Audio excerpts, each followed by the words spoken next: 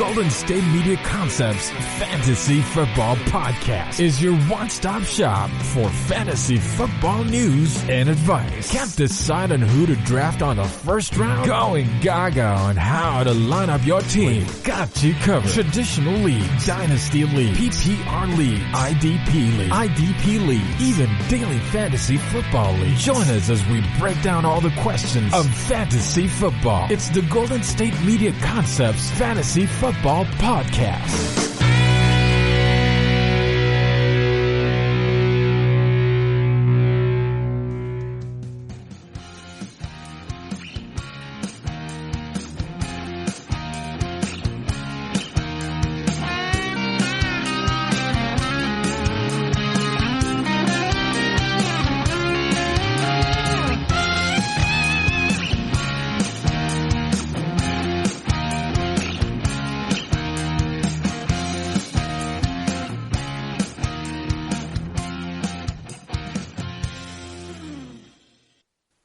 Thank you for tuning in to the GSMC Fantasy Football Podcast, brought to you by the GSMC Podcast Network.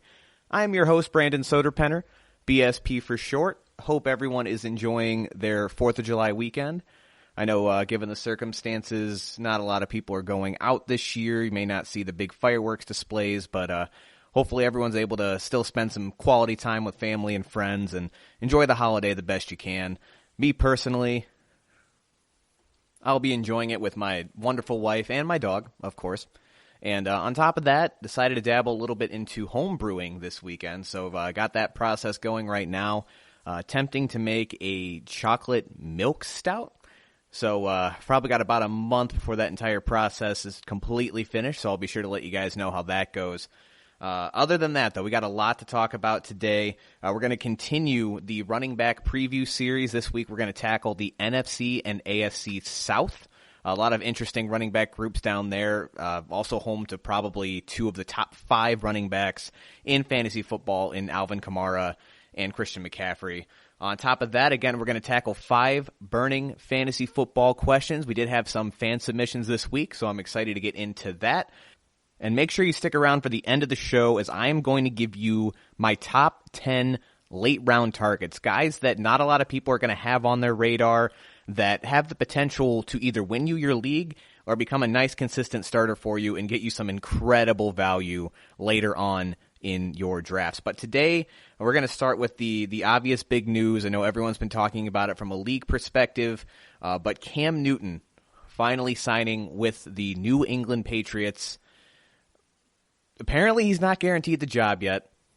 Jared Stidham is still considered to be legitimate competition. I don't know how much I buy of that. With everything I know about the Patriots and the way that they conduct business, this really feels like it was a move that they knew they were going to make all along, signing Cam Newton. However, the timing of this news being released coinciding with the penalties coming down for the Patriots recording the Bengals, sidelines, something that we've seen them do in the past.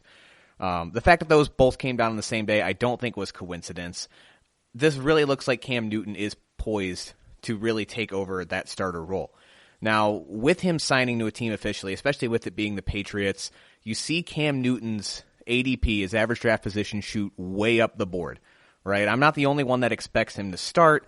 He's still sitting, late teens, early 20s, not someone that a lot of people are going to draft to be a starter, but in that position that's typically a quarterback that you're going to look at just to fill in on bye weeks. However, you can draft him there, but the more I look at the situation, the more I believe that Cam Newton may be a quarterback that can win you your league and allow you to snag your number 1 quarterback late and stock up on those running backs and wide receivers early. Now, a few things of note. First off, we got to take a look at the way Cam Newton left Carolina, right? There was a lot surrounding that. It wasn't that Cam Newton just forgot how to play football and Carolina decided to dump him off, right? The Panthers are, in my estimation, in an obvious tank situation. They brought in Teddy Bridgewater, but outside of that, all indications are kind of pointing to these guys want to be in that Trevor Lawrence, Justin Fields lottery. So with that being said, we knew these guys were coming out for a while, especially Lawrence. He's been on the radar for a long time. I believe the Panthers were looking ahead and realized, look, this is someone that we want to go for. Even though Cam is still serviceable, he's not going to be the long-term solution. So with Trevor Lawrence being out there and being this incredibly highly touted prospect, they knew they wanted him, and they were trying to look for ways to get Cam Newton out the door. So before anything else, the Panthers were looking to get rid of Newton from get-go. More evidence to this is the guy that replaced Newton last year during his injury, Allen, who actually played well for the majority of the year. They decided they didn't want to keep him around to take a look at either. They shipped him off to Washington. Now, if you're a team that really believes that you can continue to compete, then why are you getting rid of your youngest quarterback here who proved that he has some play in him? And you get rid of him, and now Teddy Bridgewater is your only real starting option, and you're putting all of your eggs into that basket. That doesn't show me that the team thinks that they're ready to continue to compete. That's another warning sign of, hey, look, we're getting ready to go into full tank mode. We want Trevor Lawrence. And last little tidbit to add to that, Cam Newton was scheduled to be a free agent in 2021. So they had no real interest in paying him either. Everything kind of added up to where they wanted to move on from Newton in the first place. So that's a big reason I think that he's not in Carolina. I don't think it's all about his play. So let's take a deeper look into that as well. So one of the big stigmas surrounding Cam Newton is the sudden injury proneness. And it's easy to assume this about Cam Newton because he's a big hulking quarterback. He relies a lot on his running game, and he's different than quarterbacks like Lamar Jackson and Russell Wilson, other guys that use their legs, because he isn't really interested in running and sliding or running and getting out of the way. Cam Newton is a hulking figure. He will run and he will just knock you over. The physicality was a huge part of his game going all the way back to when he was at Auburn. So when you couple that with the injury starting to pop up, it seems like, he relied so much on his physical nature, he's starting to break down as a quarterback. But when you take a look at some of these injuries, I don't think that's necessarily the case. You had the shoulder injury at the end of 2018 that ended his season. Cut him 2 games short. The shoulder really didn't seem to be bothering him too much when he started playing for those first few games in 2019. What seemed to be the bigger issue was this foot. Cam had a foot injury from the preseason, and it affected his game all around, right? And the foot isn't an injury that you're going to necessarily get from being overly physical. It seemed like kind of a freak thing that he really probably should have had addressed as soon as the injury popped up. With the foot, not only was it limiting his mobility, which is a huge part of Cam Newton's game, it also was not allowing him to properly set, which made him just that much worse as a passer. No one is going to say that Cam Newton is the greatest pocket passer in the world. He's not, but he's typically serviceable. But with the severity of that injury, to the point where he had to have the Liz Frank surgery done on it, the severity just made it to where he could never truly plant that foot, and he couldn't get the little bit of accuracy and power that he has. I mean, it's there, it exists, but it is limited compared to other quarterbacks, and the foot just made it that much worse. So with that being addressed now and him having all of this time to rehab it, it doesn't seem like it's one of those nagging kind of injuries. It's not a high ankle sprain. It's not something that should really continue to affect him. And even from the limited things that we've seen Cam Newton post as far as his workout videos and things like that, it looks like he's ready to go. The information is out there. Even with COVID, I'm sure all the doctors have had this information to take a look at Cam Newton and take a look at the foot and at his shoulder. And really, I don't think the concern is as severe as everyone's saying it is. We play it up like we think it is severe because the information's not out there for people like us in the public. But for the Patriots to, take the chance on him and sign him to contract, it obviously isn't something that they think is going to linger either. So that's a big part of it. With a healthy foot and with the shoulder not bothering him, I don't see why Cam Newton can't return to at least 90% of what he was before all this started happening. Let's not forget, 2018 was one of the best seasons Cam Newton had outside of his MVP season, right? It was his highest accuracy. He was getting the ball down the field with efficiency. He was playing incredibly well. I mean, at that time, he was a top 10 fantasy quarterback, if not a little bit higher. And then, of course, the shoulder injury knocked him out and kind of ended his season. if he can get back to even 90% of that, guys, you're talking about someone that you can get in round 7, 8, 9. He's going as the 19th or 20th quarterback right now who could potentially get you top 5 production from the position. Now, the last thing to look at is the system that Cam Newton is moving into now. While he did have Christian McCaffrey in Carolina, he didn't really have a lot of options outside of that. And McCaffrey is absolutely incredible, but you can only stretch this field so much with a running back. He was putting up amazing numbers without having any true number 1 receiving targets. Now, I'm not saying he has that in New England. There is no true bona fide number 1 receiver in New England right now. You've got Julian Edelman, who has been there for a long time, who I do actually expect to take a small step back without Tom Brady being there. You've also got N'Keal Harry, who is promising. Was a rookie last year at the very tail end of the first round. And then you've got Mohamed Sanu as well, who the Patriots invested a second-round pick to get last year as an extra receiving weapon for Brady. So while none of those guys are top-tier wide receivers, they are all solid receiving options, and they're all going to get themselves open, especially in Bill Belichick's system.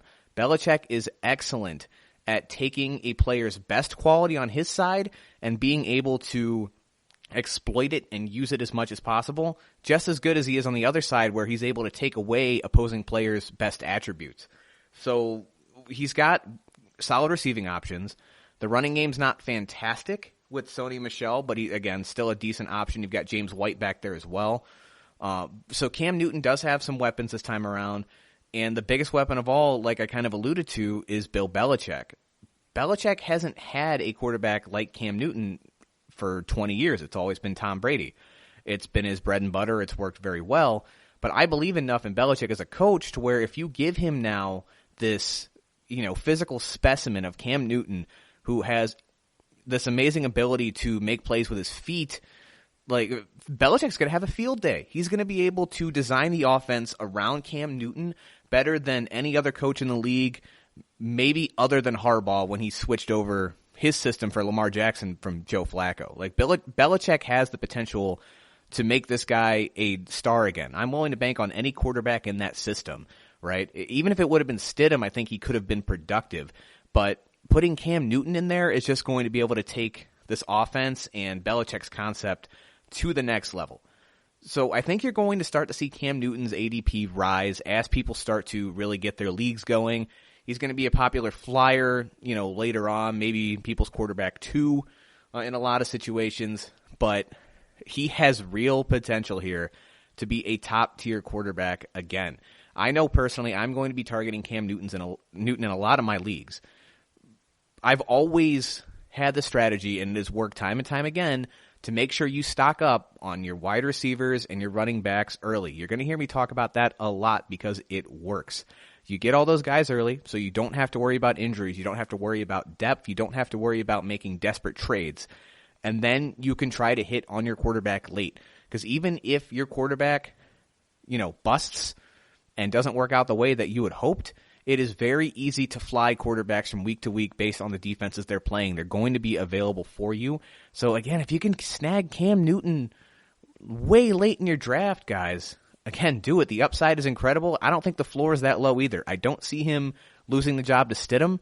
The only real threat is re-aggravating an injury or, a new one popping up. And none of the issues he's had to this point seem like they're going to be issues that are nagging. Now, on the same vein as Cam Newton, like I said, the strategy I like to employ is taking quarterbacks late. So that got me thinking that there are other options if you're not sold on Newton, if you're worried about the injuries, if you're worried about him losing out his job. There are other targets you can go for here and still employ the same kind of strategy. The first one that I'm a huge fan of, you heard me talk about him last week when we were going over, instant impact rookies. That's Joe Burrow.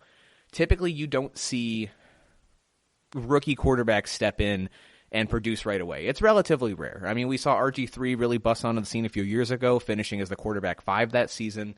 But for the most part, it takes a while for them to really develop and kind of hit the scene. Joe Burrow, while he's not going to be the best quarterback in the league this year, I think is set up very nicely to be able to put up numbers right away. He was a 4-year player, 2 years at Ohio State, and then, of course, the 2 years starting at LSU. So he's had plenty of reps. He's had plenty of time to develop. When you look at the strength of his game, it's a lot of the intangibles. It's knowing where to put the ball. It's being able to truly read defenses.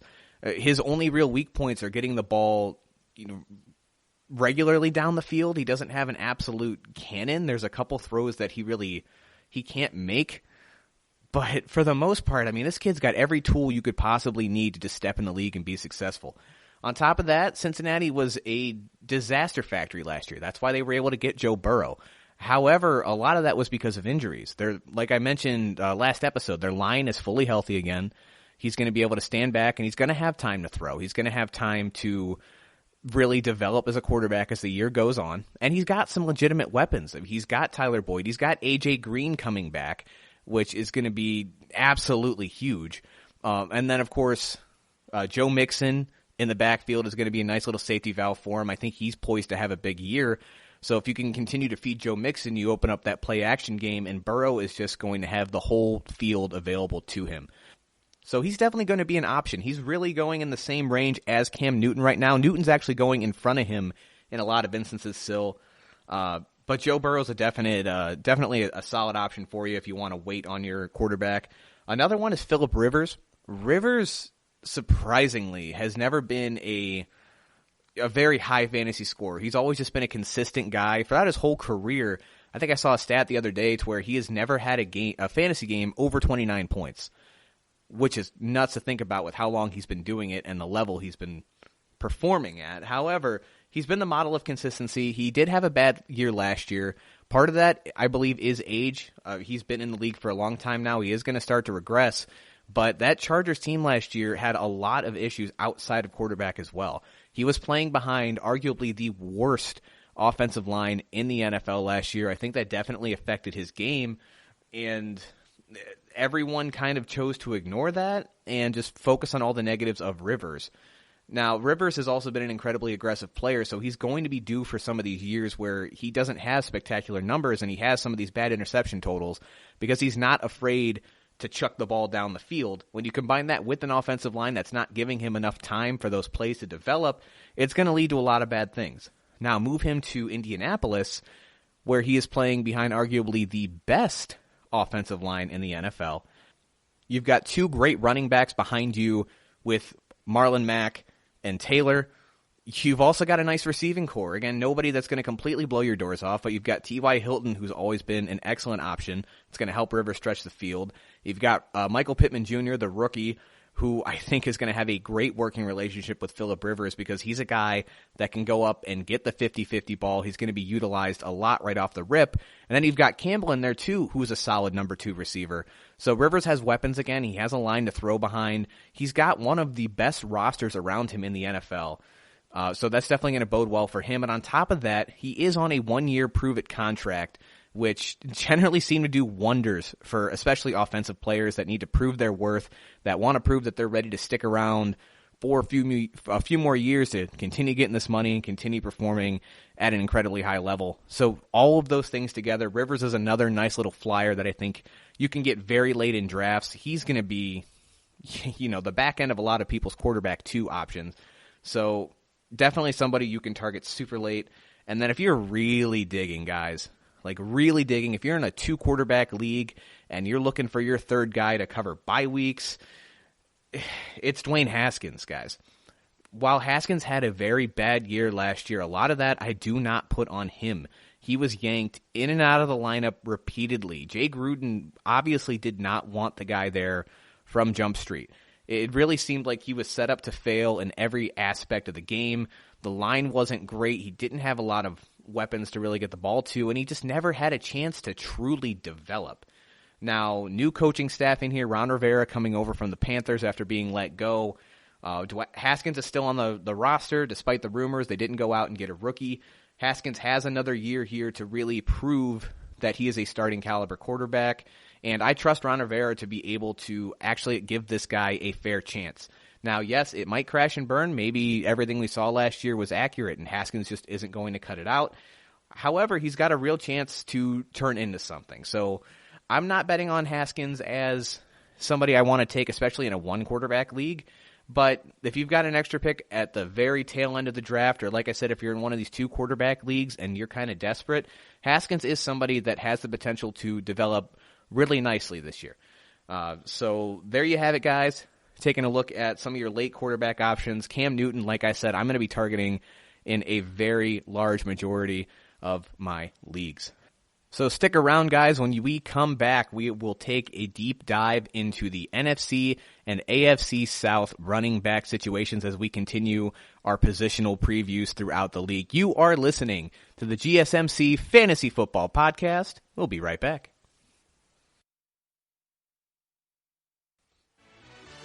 Are you looking for the very best NFL and college football podcast? Then check out the GSMC Football Podcast. Get the latest football news both on and off the field. From the NFL Draft to trades to the rumor mill to the NFL Combines. They got you covered. That's GSMCpodcast.com/football-podcast. Get updates on college rivalries, game day insights, and much, much more. It's football talk the way you want it. This show eats, sleeps, and breathes football. Don't forget to like them on Facebook and follow them on Twitter. Visit GSMCpodcast.com for more info.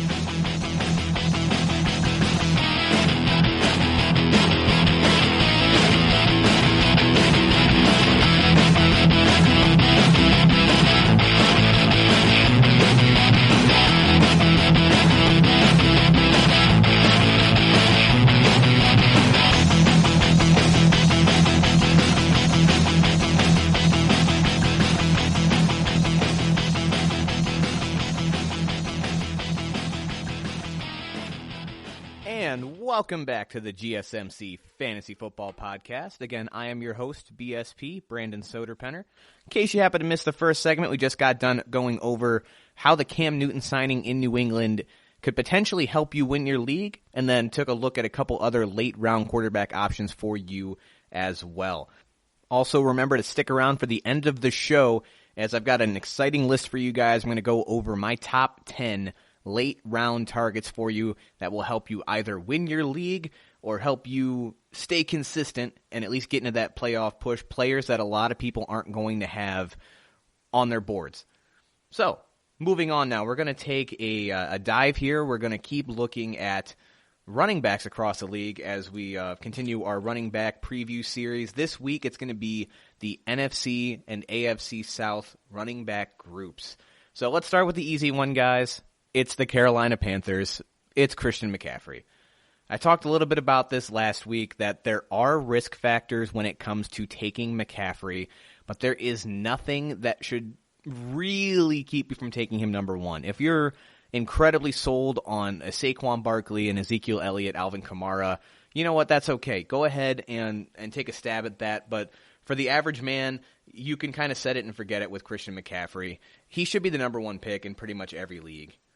Again, just to kind of go over a few of the risk factors here that you want to monitor throughout the season. Carolina is going to be tanking. They may not be coming out and saying it right away, but the signing of Teddy Bridgewater, dumping off a lot of their old assets, the dismantling of that defense, everything points to the fact they want to get in on the Trevor Lawrence lottery. So because of that, and because of the money that they just gave Christian McCaffrey, it might not be incredibly surprising to see him get pulled for an injury, right, and miss a lot of time. I'm not saying it'll be a fake injury, but let's say he has a minor ankle sprain in week 12, and the Panthers have won 2 games. Maybe suddenly it turns into something more serious, and he misses more time, and you don't see McCaffrey hit the field again. There is a lot of risk here with McCaffrey, just as far as them wanting to protect their asset in Carolina. So make him your number one pick. When he's on the field, he's going to be incredible. He's going to put up fantasy numbers like no other running back can. Just keep an eye on him as the year goes on, just in case they are to pull McCaffrey. You don't want to hang on to him for too long at that point. That being said, when they do pull him, I don't really see a solid number one behind McCaffrey. No one's going to get the same kind of workload that he does. You've got Reggie Bonifant, and Jordan Scarlett there. Neither of them are a threat. Definitely don't draft them in any sense. Maybe you see one of them start to pick up a little bit after McCaffrey gets pulled or if he misses some time. But for the most part, I wouldn't draft either of those guys. That running back situation outside of McCaffrey is just a little too unclear at this point. Moving on from Carolina, one of the more difficult running back situations to read right now is Tampa Bay. They just drafted Keyshawn Vaughn in the third round, a little bit higher than a lot of people thought he might go, kid out of Vanderbilt. And then you've got Ronald Jones, who's been there for a couple years now, but has never really, broken out. He's just always been meh. So looking at those two, they're kind of going around the same ADP at the moment. I'm seeing Vaughn somewhere between running back 33 and 35, and I'm seeing almost the exact same grades on Ronald Jones. And that is because I don't think anybody has a real idea how either of these backs are truly going to be used yet. Taking a look at Vaughn, obviously they did spend a third-round pick on him. He's a very Bruce Arians style of running back.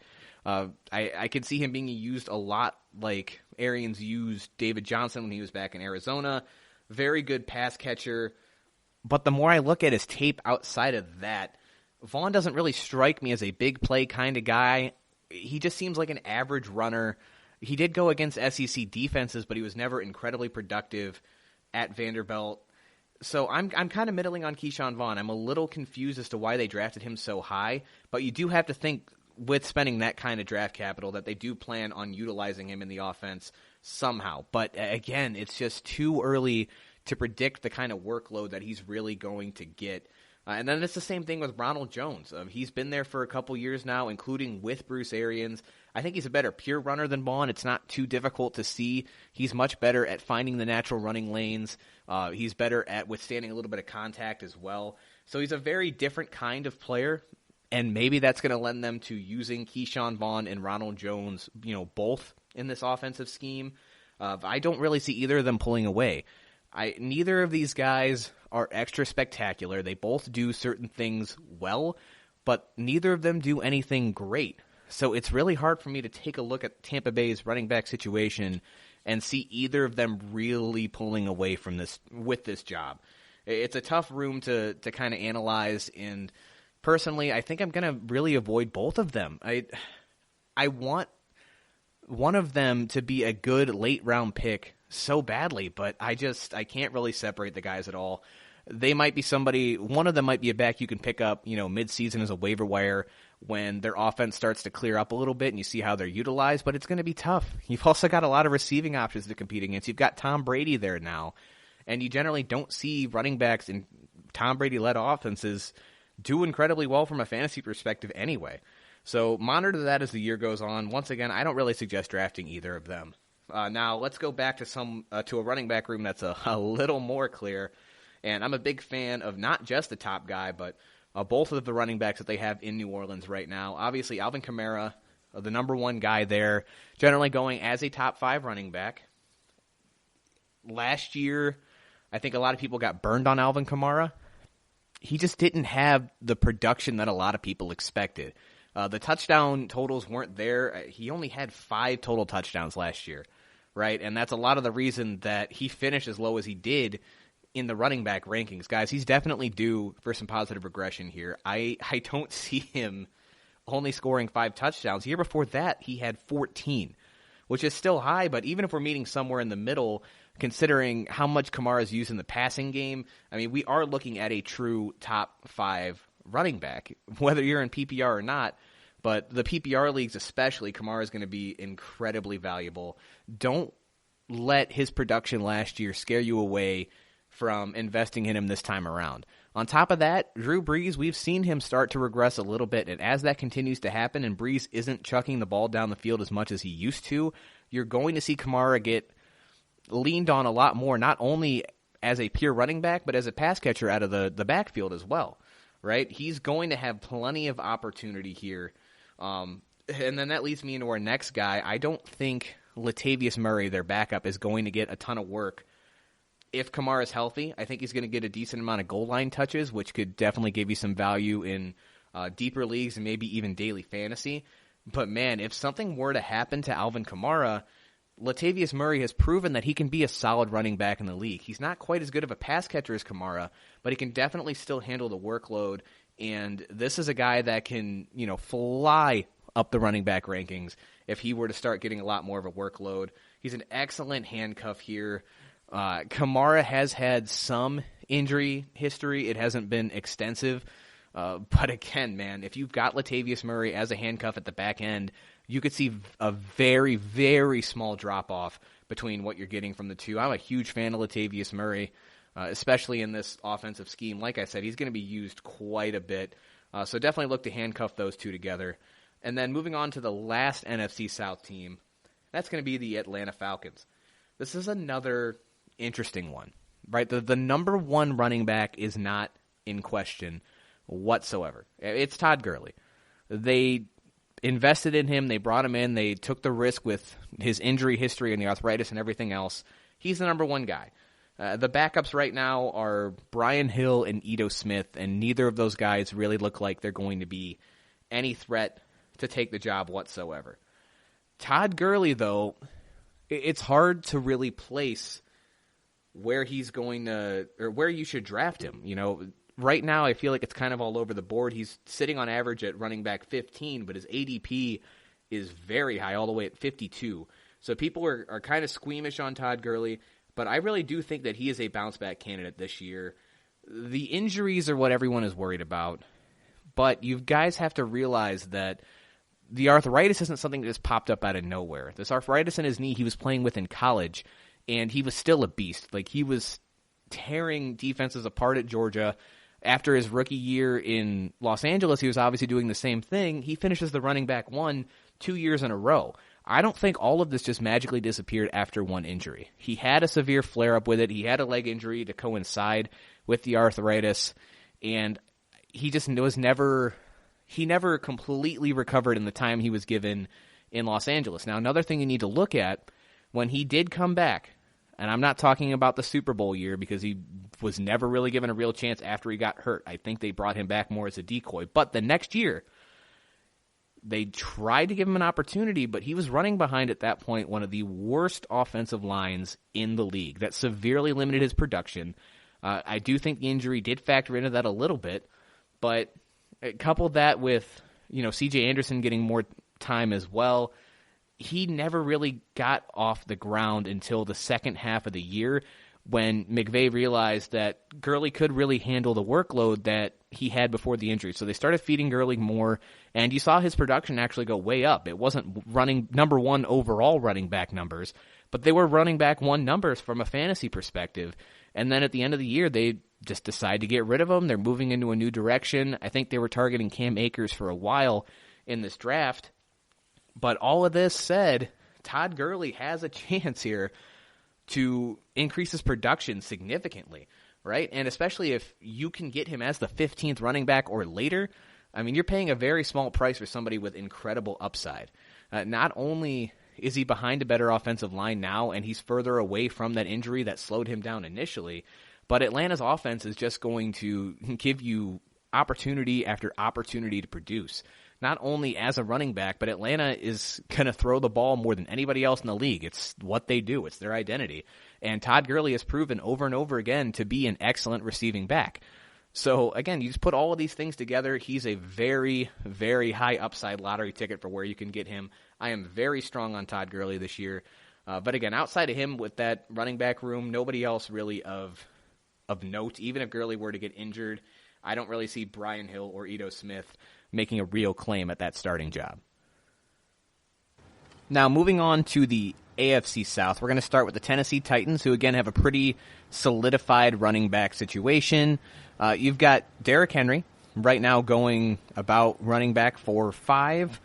I see Henry as a real regression candidate, and I know a lot of people aren't going to want to hear that because he had such an amazing year last year.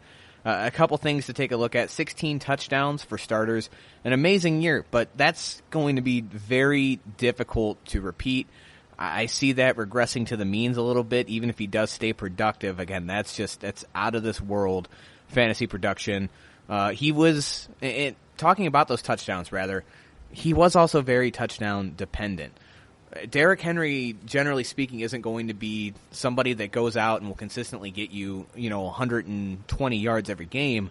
He does rely a little bit on that home run ball, and he hit that a lot last year, which, again, is fantastic. But with someone that you're drafting this high as a top 5 fantasy player, I generally like to have someone that's going to be a little bit more consistent that you can rely on every week. So with him being a little bit touchdown dependent and him having so many touchdowns last year, it just seems like it's setting up for him to regress a little bit.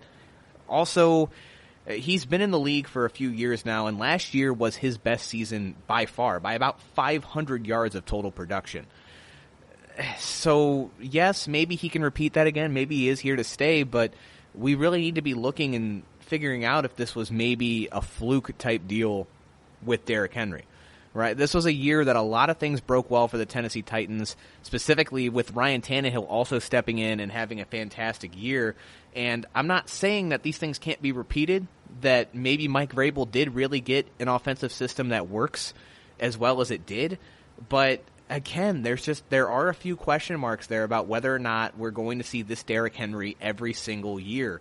And if we were talking about him somewhere in the later half of the first round, then yeah, all right, that's something I can work with.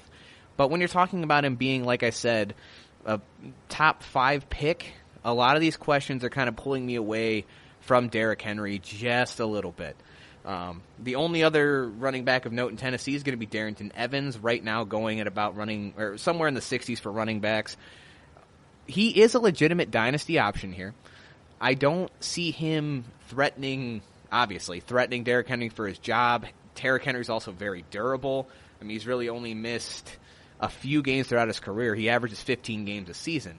So you're not going to look at him as far as that perspective. But from a dynasty option, there's a really good chance that Derrick Henry is gone next year. He's going to be up for contract talks again. I don't see him hitting them with another franchise tag. I know Tennessee wants to keep Derrick Henry, but given the volatility of the running back market right now and how quickly these guys drop off, I think they did draft Evans for a reason, and you may be looking at Derrick Henry's replacement and someone that will be taking on a crazy workload. Do they decide to move on from Derrick Henry? But again, that value is really only going to help you out in dynasty leagues. I do not suggest going after him in redraft leagues. He's really not going to be worth it. Moving now to Jacksonville, Leonard Fournette has been frustrating since he's come into the league. He's really never broken out and been that true running back one option that everyone is expecting him to be. That said, he's still the clear starter in Jacksonville. Because of that, I mean, the pure volume of carries is always going to make him a solid option. He's going to be a decent running back too, at least. Even with the limited production, he's going to have plenty of opportunity to touch the ball. He did only have 3 rushing touchdowns in 2019, but an interesting fact about that is that no other player had a rushing touchdown last year for Jacksonville. They threw the ball a lot, and they never really had a solid option behind him at running back here. So I think those numbers are going to go up. 3 rushing touchdowns is incredibly low. You never really see that happen in the league. So even though Jacksonville is going to be a bad team, I think it's going to lead to a little bit more production for Leonard Fournette. Like I said, I don't see him being a true running back 1, but just the pure volume is going to get him in that running back 2 conversation. You've also got Chris Thompson and Raquel Armstead there. I don't really see either of them being a great option. Chris Thompson's okay out of the backfield. He might take some of the targets through the air away from Leonard Fournette, who's never really been super productive through the air, but not somebody that I think is going to garner a lot of fantasy value, especially with the state of Jacksonville this year not necessarily being competitive, and again, trying to potentially get into that Trevor Lawrence market. So again, Leonard Fournette is a good, solid target for you in that running back 2 range. Moving to Houston, this was another interesting running back group to kind of dive into. You've got 2 guys here, David and Duke Johnson. Very different kind of players. Duke Johnson traditionally has had a lot of his production on short passes, He's been a really nice change of pace back. Whereas David Johnson, while he has been utilized in the passing game previously, is a lot more of that workhorse style. I think David Johnson's due to kind of outperform his ADP a little bit this year. He's sitting in the mid-40s right now as running back 21. He's got a much better offensive line now in Houston. I think he got kind of a raw deal in Arizona where people didn't realize quite how bad that offensive line was until, David Johnson was pretty much out the door. On top of that, I think he's going to be used heavily just so Bill O'Brien can do what he can to save face here. I mean, nobody thinks they got even value back trading away DeAndre Hopkins for David Johnson and a second-round pick. So I expect David Johnson to get a lot of the touches, to try to get him into that workhorse role a little bit. And kind of like I said with Leonard Fournette, even if he may not be the most talented running back in the league right now, just the amount of touches and the opportunity there is going to make him a valuable back. So I can definitely see David Johnson outperforming his ADP, maybe even further than Leonard Fournette, and potentially getting into that lower-tier running back 1 category. Now, as far as Duke Johnson goes, he's always going to have some fantasy value just because he is a pass-catching specialist. He's got a high floor as like a running back 3 just because he's going to be utilized in the passing game quite a bit. He's got Deshaun Watson as his quarterback. And now, especially with DeAndre Hopkins gone, there's going to be a lot more targets to go around. And I definitely can see Duke Johnson being, the recipient of a lot of those. He's going to be very touchdown dependent because he's not going to be the workhorse style of back like we're going to see with David Johnson. But he's going to have some definite value there, a week-to-week starter based on the matchup. So Duke Johnson can, definitely have a little bit of fantasy value, but nothing more than a running back 3 range, if not a little bit lower than that. Now, the final team we're going to talk about today is Indianapolis, and this is another interesting situation as you've got 2 running backs here, one that is proven to be relatively productive, and then we've got a rookie that a lot of people are very high on. Of course, talking about Marlon Mack, who kind of came on the scene last year, was good, never great as a fantasy running back, but Indianapolis really seemed to like what he could do. And then Jonathan Taylor out of Wisconsin, second-round pick this year. I think he's definitely the more talented back than Mack. However, I mean, this is going to be a weird situation here. The staff has already been adamant that they plan on using these guys as a 1A, 1B type of scenario. I believe that Jonathan Taylor is eventually going to take over this job in the long term. However, this might take a while, right? This might be something that doesn't come on until the end of the year, to where you're already either in fantasy playoffs or we're beyond that point for Taylor to take over the job. So I like him a lot. He's currently sitting about running back 20, but you are taking a little bit of a risk with you don't know how much of a workload Taylor's really going to get, at least this year. From a dynasty perspective, he needs to be targeted very early. And I do think he will produce this year, but the threat of Marlon Mack is real. Now, speaking of Marlon Mack, his value is down now because of Jonathan Taylor. He's going almost a full 20 spots back of Taylor right now. So if you need somebody early on to fill in week to week, Marlon Mack may be somebody to target because he's still presumably going to get split carries with Jonathan Taylor. Couple that with the fact that this offensive line is one of, if not the best in the NFL, and you could see some great production from both of these guys. But again, it's tough to just see when the breakaway is going to happen. I think Mack is going to be out the door eventually, but I don't think that Taylor's really going to come on and solidify this running back 1 spot until it may be too late in the season. So these are guys that I'm probably avoiding this year. If I can snag Taylor as a late flyer, I might go for it. And like I said, Marlon Mack might be a nice fill-in. But overall, it's tough. We got to kind of see how the season plays out and figure out what kind of roles both these guys are really looking at. So we're going to take another quick break here, but when we come back, we're going to tackle 5 more burning questions about the 2020 fantasy football season. And again, like I said, end of the show, we're going to go over the top 10 late-round targets for you in your fantasy drafts this year. You are listening to the GSMC Fantasy Football Podcast. We'll be back in a moment.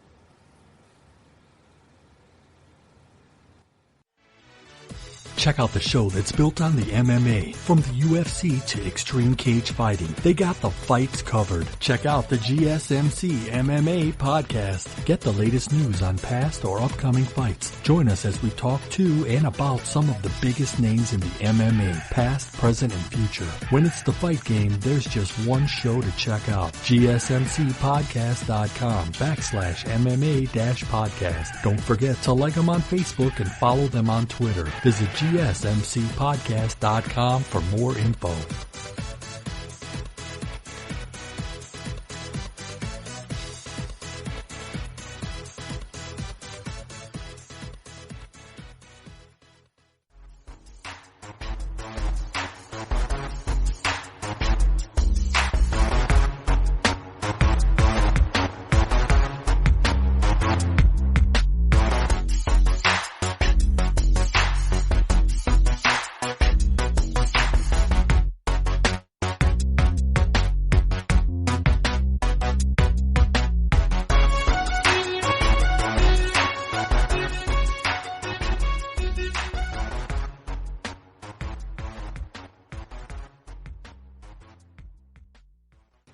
And welcome back to the GSMC Fantasy Football Podcast. Again, I am your host, BSP, Brandon Soderpenner. Last segment, finished taking a look at the NFC and AFC South running back groups. And now as we move along, we are going to take a look at our 5 burning fantasy questions. Now, guys, this segment is exciting because this is where you can start to get involved in the show. You can follow me on Twitter at LaMachine17. That's LaMachine17. And then, of course, the show at GSMC_F Football. You can interact with us there and let us know what questions you want answered going into your fantasy season, guys. We were able to get a couple of fan submissions this week. I'm very excited about that. But we always want to hear from you guys. Let us know what questions you have and what's going to help you win your league. So, let's start off right off the bat. We had a Facebook submission from Brandon Basiak. He asks, will, if at all, the COVID-19 guidelines affect player performance? And in addition to that, will home field advantage even matter anymore when deciding who to put in or who to bench with limited or no attendance at games? So, personally, to address the second part of that question first, I do believe the home field advantage aspect, especially when it comes to fantasy, is a little bit overblown. I feel like you don't see that affect players as much in football as you may see in other sports where you're playing in an arena, like basketball, for example. You know, the crowd noise can definitely come to affect a lot more. There are a few places that are very tough to play in the NFL. You know, right off the bat, the Superdome in New Orleans comes to mind right away. But personally, I always thought that was a little bit of an overblown aspect of fantasy, and now especially with either limited or no fans at all in the stadiums, where I kind of think we're heading, this is definitely not something that you have to factor in going into this year. I wouldn't really look at where these games are being played at all when it comes to deciding your lineups from week to week this year, so that's definitely not something you have to worry about. And now the first part of that question, the COVID-19 guidelines affecting player performance. I don't think, at least from the framework that we're seeing now, I don't believe we're going to have any instances where a player is going to perform better or worse based on some of the practices that we're going to have to implement to stop the spread of COVID. They're talking about redesigning the helmets, maybe to potentially have a mask built in. That could definitely affect an athlete's ability to breathe and perform, but we're not quite that far yet. So really the short answer of it is we're not far along enough to really know. I mean, these guys are athletes. They're the best athletes in the world. I don't expect, minor things like, changing pregame routines or having to, take longer to get to and through facilities as things are being sanitized and taken care of. I don't think things like that are going to have any kind of a great impact on player performance. It might down the road. It's something we should keep an eye on as the NFL continues to dive into this.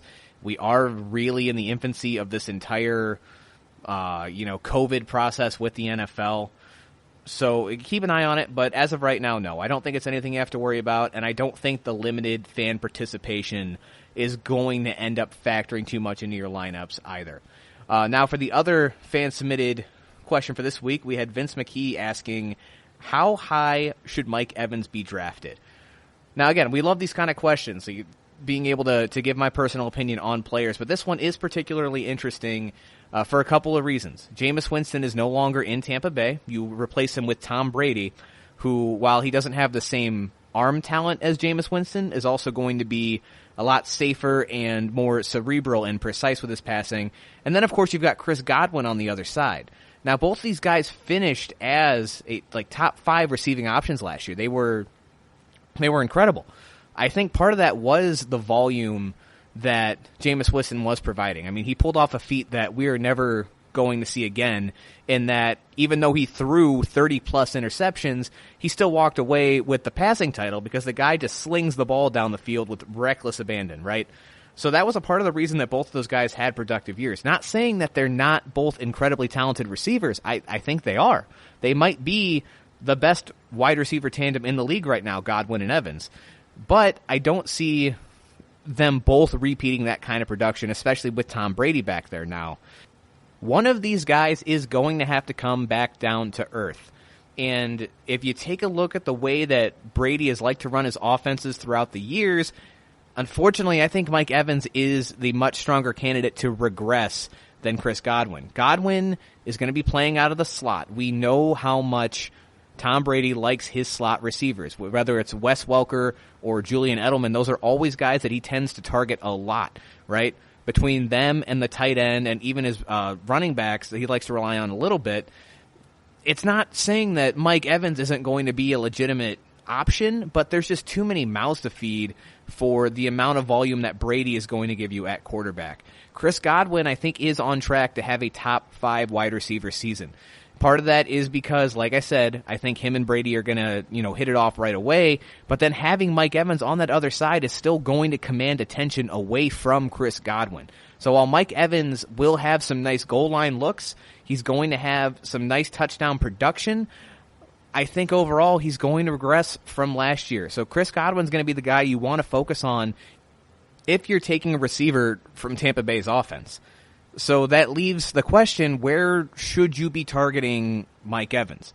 He strikes me as a guy that's going to be overdrafted this year. So in general, you may just want to avoid him unless you're starting to see him pop up maybe late round 3, early round 4 is the absolute earliest I would be looking at a guy like Evans.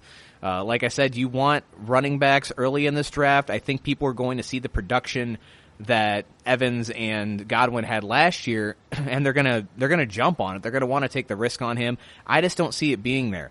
There's a chance that they're both going to be amazing again, sure, but as far as regressing to the mean and looking at the quarterback situation that they have in Tampa now, I think Evans is a very, very strong candidate to take a step back this year. So again, I would look at him as more of a mid-round flyer than as a top-tier wide receiver where he tends to be getting drafted right now. Moving on, a couple more questions here. So with Cam Newton being signed, that obviously fills one of the biggest free agent holes that were still out there. Are there any other free agent players that are worth targeting at this point? There's really not many. There's 2 guys that specifically come to mind. I'll go one at a time here. Devonta Freeman still doesn't have a team, right? And right now his ADP is still sitting at 264. Like, he's a very late round flyer right now, if not getting drafted whatsoever. I do think as soon as he signs with a team, which he will, there are a lot of good running back situations out there where I feel like Freeman could fit in. Then his ADP is absolutely going to skyrocket. So if he stays undrafted for some reason and ends up being a guy that just gets picked up when another player gets injured, if Seattle's running back situation continues to get murky or, one of these other questionable backs goes down, then you should absolutely pick him up off the waiver wire. I think he'll be a nice little plug-and-play, solid fantasy value kind of running back as soon as he has a team. Now, if he signs before the season really gets going here and you have the opportunity to draft him, his ADP is going to go up, but I've got a feeling that since nobody's really paying attention to Freeman now, that you're still going to be able to get him at a pretty steep discount. Freeman might be a guy that you can snag in the last 1 or 2 rounds of your draft and could potentially give you as high as running back 2 value depending on the situation that he's in. So definitely keep an eye on Devonta Freeman. And guys, I know you're sick of hearing his name, but Antonio Brown, still a free agent. He's sitting at ADP about 328 right now. So he's not getting drafted in a lot of leagues. He's probably the last pick in a lot of leagues, just as a Hail Mary type of deal.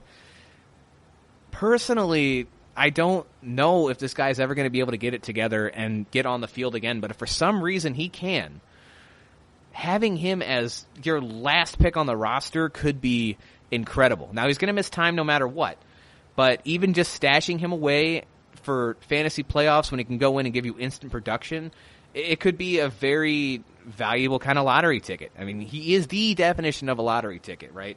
You're going to take him – you don't want to take him anywhere higher than the last round. But, again, I hate the guy. I hate watching this whole situation play out with him. But it might be worth at least taking a look at, because if something crazy happens, man, and Antonio Brown is back in the league, then that's a league winner right there. The dude's crazy talented. Even in the one game that he came back with New England last year, you saw that he still had crazy talent despite all the off-field issues. He's drawing some comparisons to Josh Gordon. I think Josh Gordon had one good year and everybody fell in love with him, but AB has proven that he can do it year after year if he can just get his freaking head together. So that's another guy to look at. I am a big fan of taking him as, like I said, like a really late round flyer just to see if something happens. Worst case scenario, you cut him after a couple weeks and pick up one of those valuable waiver wire guys.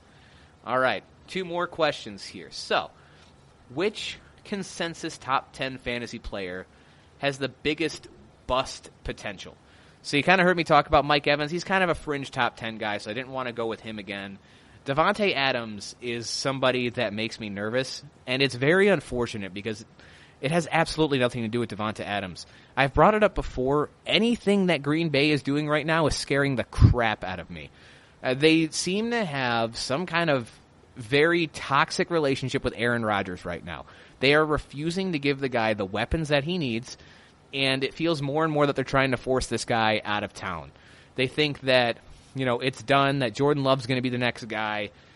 I don't see Rodgers being there any longer than this next year. And on top of that, Aaron Rodgers has absolutely nothing to prove. I don't think this is going to be Rodgers coming out pissed off and throwing for a ton of yards and lighting the world on fire so he can go get another contract. No. Any team is going to salivate at the opportunity to get Aaron Rodgers after this year. I think that the tension and the infighting and everything going on in Green Bay is just going to lead to a mess this year. I wouldn't be surprised if the team falls apart early. And because of that, Davante Adams needs Aaron Rodgers to be successful. And if something happens with Rodgers, if they throw Love in too early, or, again, if this whole thing implodes, Adams is going to be on the unfortunate end of that. He's not going to get solid production. Jordan Love's not going to come in and just have an immediate connection with Adams. Adams is good, but I don't think he's put any quarterback in and I'll be fine good. You saw this with Brett Hundley a few years ago when Rodgers went down. It didn't mesh. It didn't work quite right.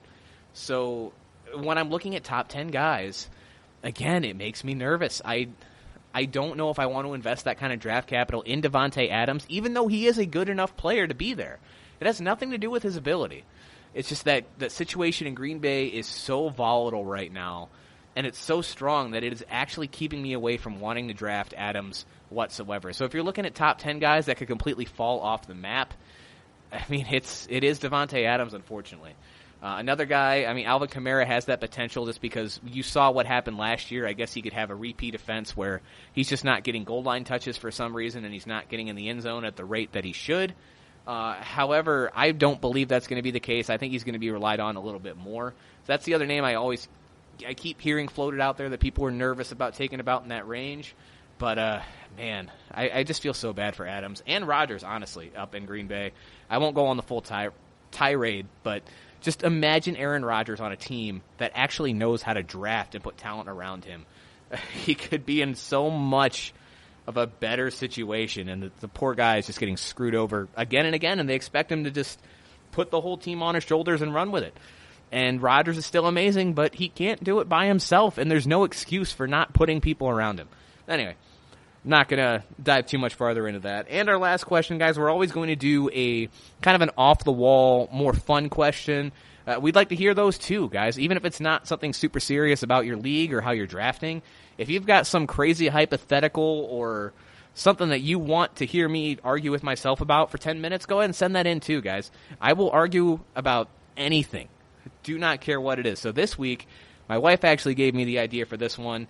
I know a lot of you guys watch The Office. It's been super popular, especially lately, especially while you haven't had anything to watch when COVID going on, everyone having to stay in the house. So she decided to think, what would a fantasy lineup look like just using members of the Office cast? So I immediately went to work. I spent way more time on this than I'm proud of. So we're just going to do a standard league, 1 quarterback, 2 running backs, 2 wide receivers, a flex, tight end, kicker, and defense. Now, I'm going to actually start off with probably the most controversial of any of these. My quarterback is going to be Kevin Malone. Now, hear me out, guys. We know Kevin has at least some athleticism from the first season when he's playing basketball. I mean, he's hitting paper ball shots from everywhere. You see him at the end, going all around the world on the basketball court. I mean, the dude's got accuracy. That leads me to believe that he could throw a football as well with a little bit of training. Now, outside of that, he's a big dude. He gives me some Big Ben vibes. Like, he's not going to be super mobile out of the pocket, but it's going to be hard to bring the guy down. It's going to be hard to shake him. Yes, he might be somewhat of an idiot, but he's still an accountant, right? He's got some accountability in there. He's got a brain somewhere. So I have got real faith in Kevin as a quarterback in this offense. To running back now, running back 1 is a pretty obvious one for me, Roy. I mean, he's a big, mean son of a gun. Coming out of the backfield, I think he could absolutely bowl people over. He's got workhorse back written all over him.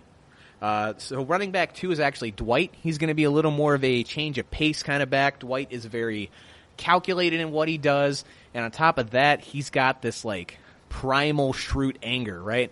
Where I think he can bust through the line, and once he gets going and into the second level, the dude can just take off and make people miss. So I like Dwight as a running back in this. Moving on to wide receivers. Wide receiver 1, I think, is going to be the best player on this team in general. That's Jim.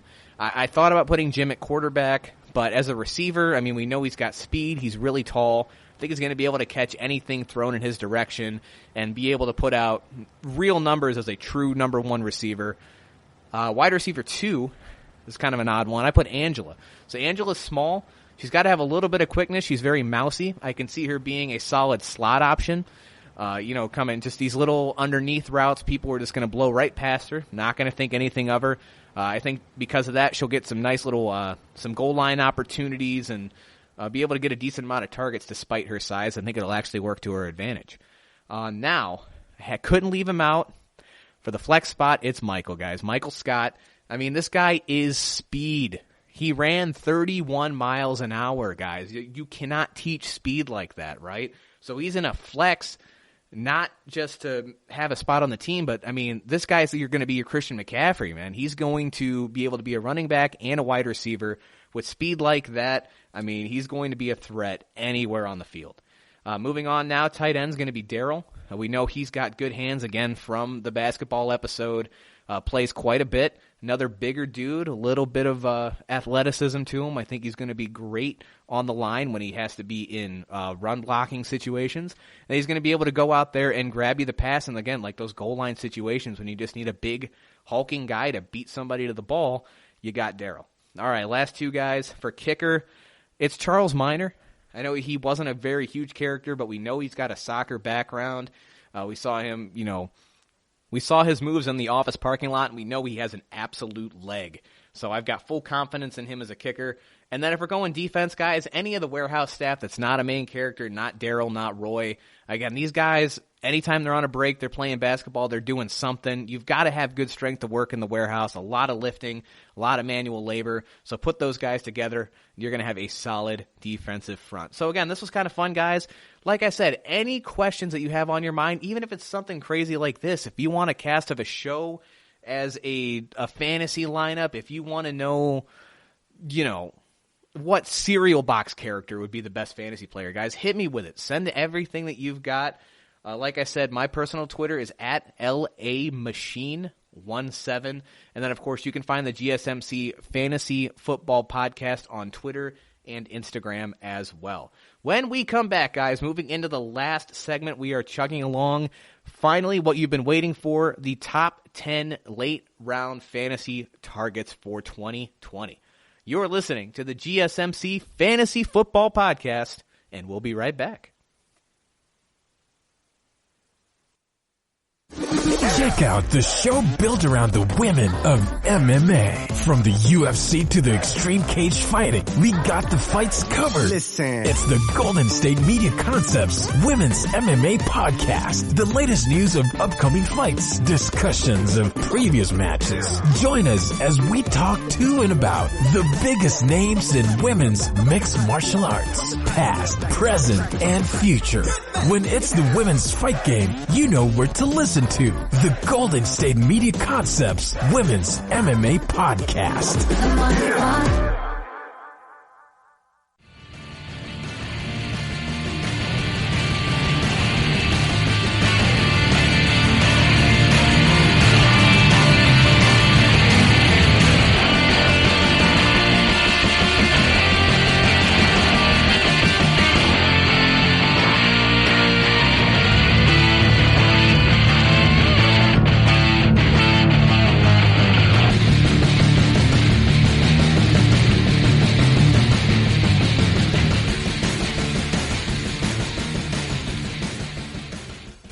And welcome back to the GSMC Fantasy Football Podcast.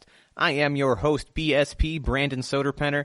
Covered a lot of great stuff today, guys. If you just happen to be joining at the end of this now, we talked about how Cam Newton signing with the Patriots could be a potential league winner for you this year. We continued our positional previews with the AFC and NFC North running back groups. And then, of course, tackled our 5 burning fantasy questions for this week's episode. Now, moving on. You guys have stuck around this long. I've been promising it.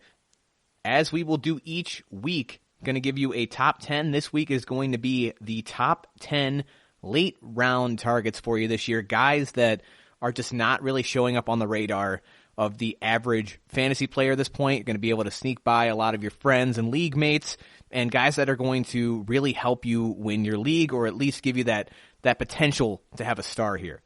And so going to start with number 10 and number 9, I'm actually going to group them together a little bit here. They're guys that I had already mentioned last segment, and that's going to be Antonio Brown and Devonta Freeman.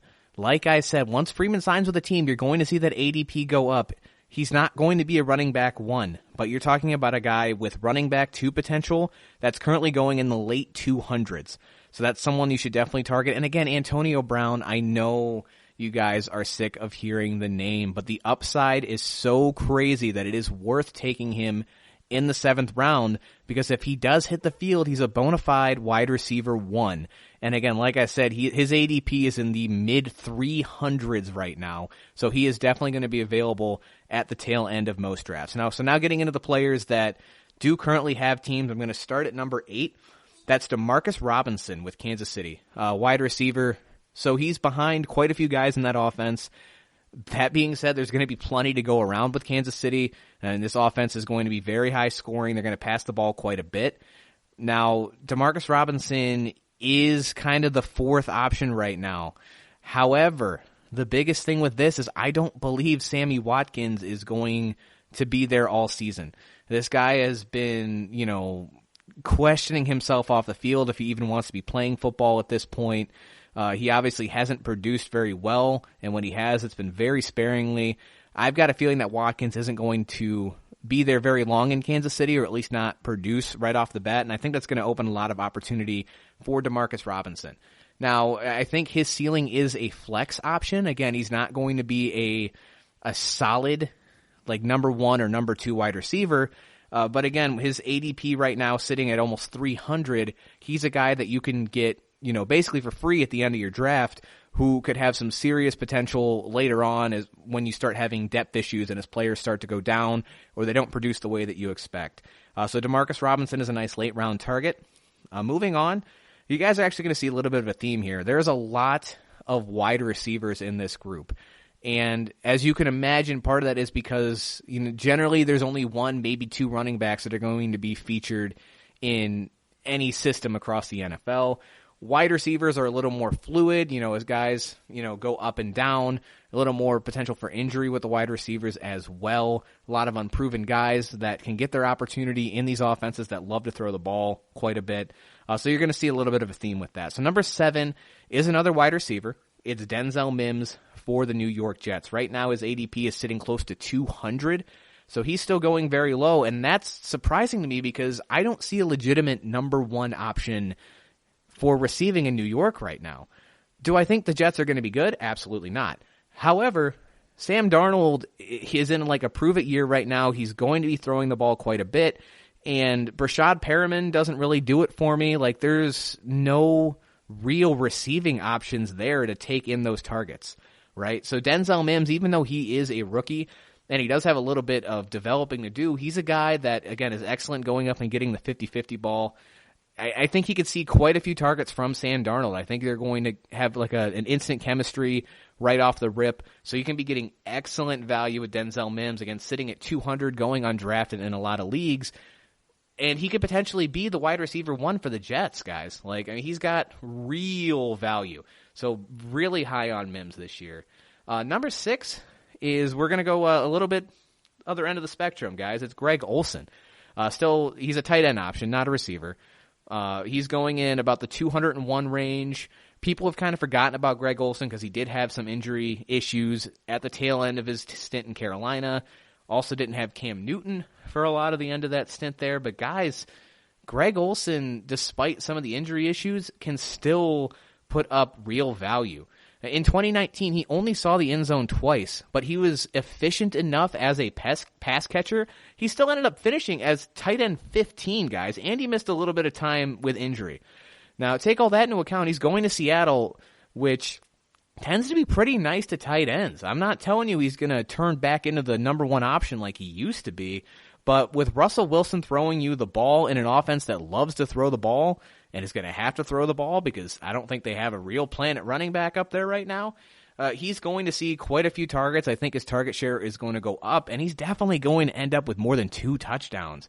So he's a flyer tight end. If you want to focus on your other positions and you miss out on those top 4 or 5 tight end prospects, then Greg Olsen is someone you can grab at the very tail end and still get decent production out of without having to spend valuable capital.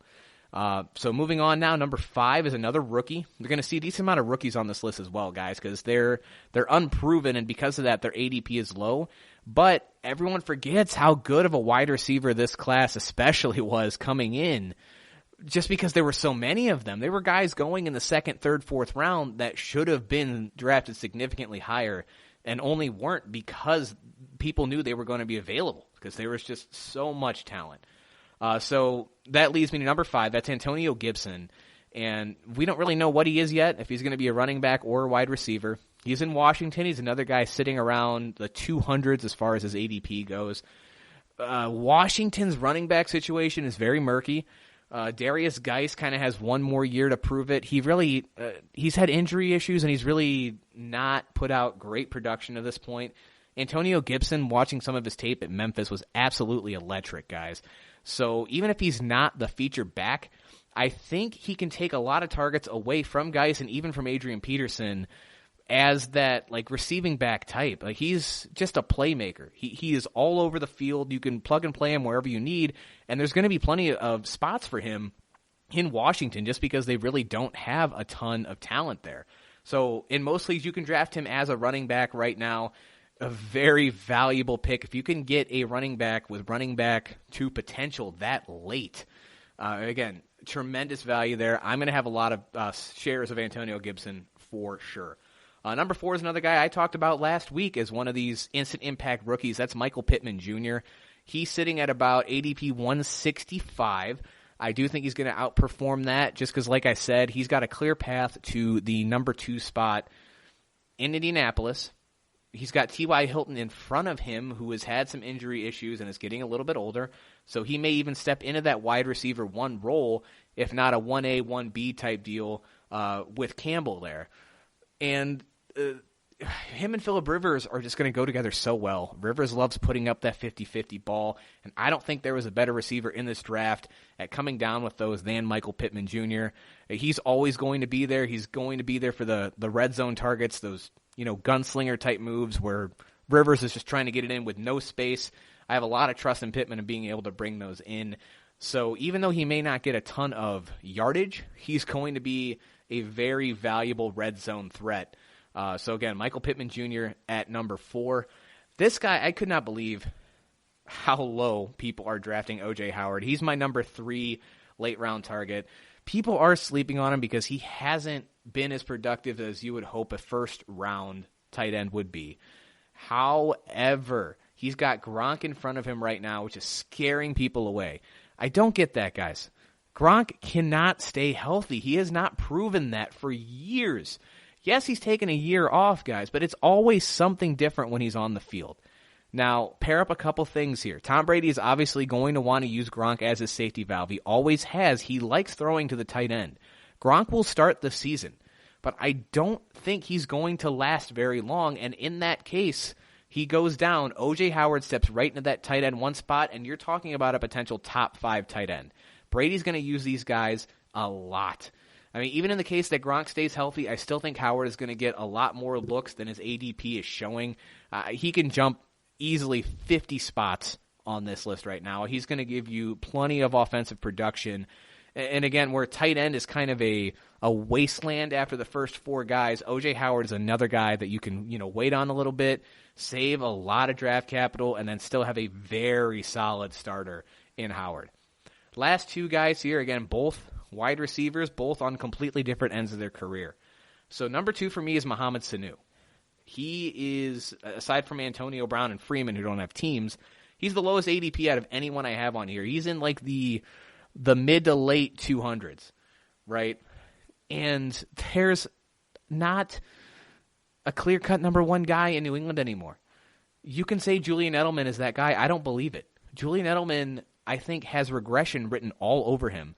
Because he was so successful with Tom Brady, because of the timing of their routes, they had amazing chemistry. I don't think Edelman is this incredible wide receiver that's going to be able to make it work with Newton, right? I think this is a lot more open than people realize. Mohamed Sanu, from a talent standpoint, at this very moment, is the most talented wide receiver on the New England Patriots. N'Keal Harry, who they drafted last year, is going to get there. He's going to be the number 1 guy. But right now, he's not. He has a lot of developing to do. He was raw when he came into the league last year. We saw that. He was getting covered like a drape. But he's going to need some more time to work on his route tree, and be able to work on getting open a little bit more. Whereas Mohamed Sanu, while he may not be a world beater, he knows how to get open. He knows how to work the slot. And I just see him as being a guy that Cam Newton is going to go to a lot. Do I think he'll be a wide receiver 1? No. But I think he's got true wide receiver 2 potential. With Cam Newton there now is going to open him up a lot. And at ADP 225, you could be getting him, the case for a lot of these guys, you can be getting him for free. For literally nothing for someone that might have wide receiver 2 value. I'll be all over Mohamed Sanu. And then number 1, guys, another rookie I talked about last week is Jalen Reagor. The wide receiver for the Philadelphia Eagles. Guys, he's only 1 spot in ADP above N'Keal Harry, right? You're going to be able to get Reagor for a steal. He's not going to come out as this completely polished, ready to be a super dominant wide receiver. He's not. But he has the clearest path to be the number 1 guy for Philadelphia. Alshon Jeffrey is more than likely going to start on the PUP list. Aguilar is gone. The wide receiver room is a mess. And Carson Wentz is going to need somebody to throw the ball to, and it's going to kind of force the evolution of Jalen Reagor to happen quicker than maybe it would with other teams. Jalen Reagor has legitimate number 1 wide receiver potential because we know the Eagles are going to want to throw the ball. They're going to be a balanced offense, right? They're not going to just shove the ball down your throat with the running backs.